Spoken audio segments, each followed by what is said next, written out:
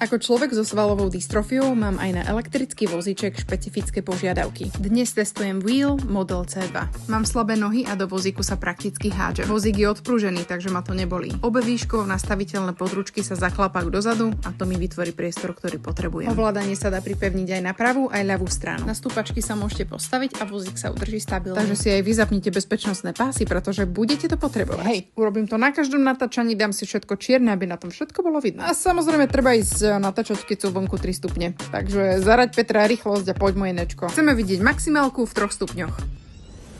Super. Ja som vám zatiaľ nepovedala, že je to vlastne skladací vozík, hej? Tak je. Celková hmotnosť zloženého vozíka je menej ako 52 kg. A najťažší diel váži 19,4 kg. Znamená to teda jednoduchšiu manipuláciu, prepravu a uskladnenie vozíku. Na tento úchyt si môžete pripevniť akékoľvek svetlo. Pod sedadlom je košík, takže na rozdiel od tradičných vozíkov máte kam odložiť nákup. A táto ľahká litium-iontová batéria sa nabíja 5 hodín. Bola vyvinutá v spolupráci s LG. A poďme testovať. Ono je toho o mnoho viacej, čo vám poviem. Ale chceme to vidieť v praxi. Začneme zľahka. Vozík by mal zvládnuť obrubníky do 5 cm a stúpanie až 10 stupňov. Našla som obrubník, ktorý bol o kúsok vyšší ako 5 cm. Jemne som sa bála, že škrtnem, nicmenej ako môžete vidieť 5,5 cm. Stále zvládol. Stúpanie 10 stupňov sa mi ťažko predstavuje. Našla som tento ostrý kopec. V strede kopca som zastavila, znovu som sa úplne bez problémov rozbehla. Ešte ma zaujíma, ako takýto vozíček zvládne jazdu po tráve.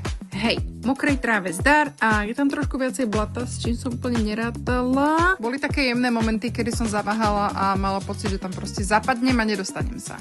Na moje prekvapenie tento vozíček zvládol aj takýto náročnejší terén. Pozrite sa na predné kolesá. Sú to patentované Omni kolieska. Sú navrhnuté tak, aby nezhromažďovali nečistoty, sú extrémne odolné a technológia založená z 10 kompaktných valčekov umožňuje ľahký pohyb do strán. Vďaka väčším kolesám môžete jazdiť cez terény, ako sú praskliny na ceste, nerovný terén, trávu a štrk. Áno, ideme testovať do obchodného centra. Na mojom aktívnom vozíku som sa na tomto konkrétnom mieste zasekla a úprimne som neverila, že sa takto krásne vytočím. Teraz podľa mňa prichádza úplne najúžasnejšia časť z celého tohto videa. A nie, nemyslím tým mňa na vozíku pri Mr. Perničkovi. Pobavíme sa o ovládaní vozíku. Joystick je naozaj veľmi citlivý a skúšala som ho ovládať či už prstami alebo dlaňou. Wait a minute! Na túto časť som sa tešila úplne najviac. Moja asistentka dostala aplikáciu, ktorá je pripojená k vozíčku a jazdí si so mnou ako so závodným autíčkom.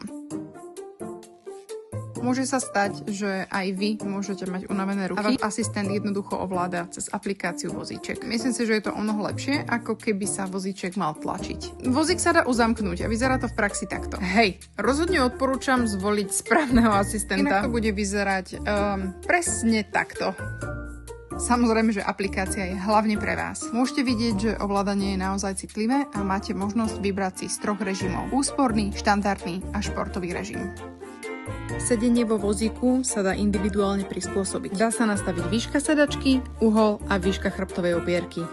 To, čo ste počuli v tomto videu, stále nie je všetko. Choďte si vyskúšať tento vozíček do akéhokoľvek showroomu letmo a ja sa na vás teším pri testovaní ďalšieho produktu.